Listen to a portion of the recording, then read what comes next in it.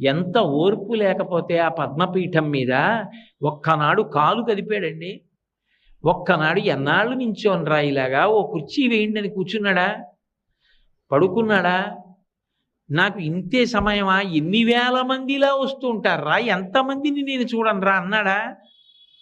అలా చూస్తూనే ఉంటాడు, అనుగ్రహిస్తూనే ఉంటాడు. ఎక్కడో ఉండి మొరలు పెట్టుకున్నా ఆపద మొక్కల వాడి కాపాడుతూనే ఉంటాడు, క్షమిస్తూనే ఉంటాడు. అంత ఓర్పుతో రావాలి అవతారం. అందుకే మొదటే ఓర్పు పట్టి వచ్చింది. రావడం అన్ని అవతారాల్లాగా రాలేదు.